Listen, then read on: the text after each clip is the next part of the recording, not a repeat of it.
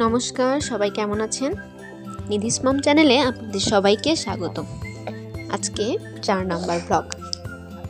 তো একটু ঘুরতে বেরিয়েছি। কোথায় যাচ্ছি চলেন, যেতে যেতেই বলছি। যেতে যেতে খুব সুন্দর একটা নার্সারি চোখে পড়লো। এত সুন্দর ফুল ফুটে আছে, গাঁদা ফুলগুলো দেখে চোখই সরানো যাচ্ছিল না। অনেক রকমের গাছ ছিল ওখানে।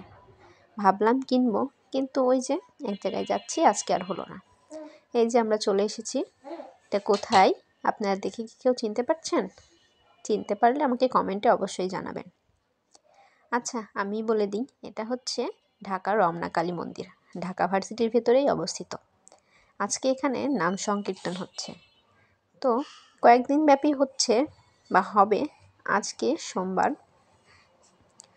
আমরা জানতে পারলাম যে এখানে নাম সংকীর্তন হচ্ছে, তাই বেরিয়ে পড়লাম। এই যে দেখুন, মা দুর্গার মন্দির ওইটা। পাশে আনন্দময়ীর একটা মন্দির আছে, লোকনাথ বাবার মন্দির আছে। আর কালী মন্দিরটা ওদিকে আজকে যাওয়া হয়নি, যেহেতু কীর্তন শুনতে গেছি, তো এখানেই আজকে ছিলাম। এই যে আমরা বসে থেকে কীর্তন শুনছি, আমার মেয়ে হাততালি দিচ্ছে। ও কিন্তু কীর্তন শুনতে পেলেই হাততালি দেয়।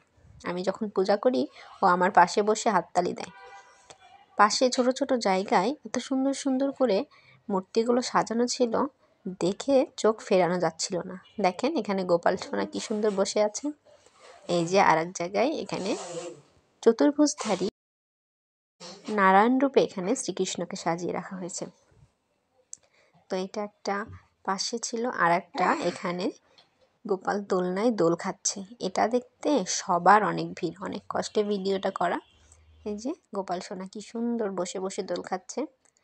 দারুণ সুন্দর করে সাজাইছিল, মানে এত সুন্দর করে সাজাইছে, আর লাইটিংগুলো এত সুন্দর, দেখতে বেশ ভালো লাগছিল। ওখানে দাঁড়িয়ে দাঁড়িয়ে অনেকক্ষণ এটা দেখলাম। দেখার পর বাইরে চলে আসলাম, বরের কাছে আবদার করলাম ভুট্টা পোড়া খাবো। ভুট্টা আমার ভীষণ পছন্দ, জানেন। তো অনেক আবদার করার পরে সে রাজি হলো। এই যে ভুট্টার দোকান, মামাকে বললাম একটা ভুট্টা পুড়িয়ে দিতে। এই যে সে মেয়েকে নিয়ে দাঁড়িয়ে আছে, মেয়েকে একটা বেলুন কিনে দিয়েছে, সেটা নিয়ে তারা ব্যস্ত। আর এই যে মামা এদিকে ভুট্টা পোড়ানো শুরু করে দিয়েছে। পোড়ানোর পরে এবার এটাতে মশলা মাখানোর পালা।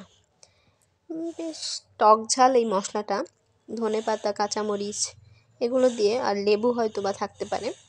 বেশ ভালো ছিল মশলাটা। ওটা মাখানোর পরে এতে বিট লবণ অ্যাড করলো। এবার খাবার পালা। এই যে দেখেন ফাইনাল লুকটা, গরম ধোয়া উঠছিল। খেতে কিন্তু বেশ ভালোই লাগছিল, আমার আর সহ্য হচ্ছে না। আমি এবার খাওয়া শুরু করে দিয়েছি, বের হওয়ার লাইনে দাঁড়িয়েই খাওয়া শুরু করে দিয়েছি। এই যে বের হয়েছে অনেক কষ্টে। এবার আমরা বাড়ি ফিরবো। আমাদের ভিডিওটি ভালো লাগলে অবশ্যই লাইক করে কমেন্ট করবেন, আর সাবস্ক্রাইব করে পাশে থাকবেন। টাটা।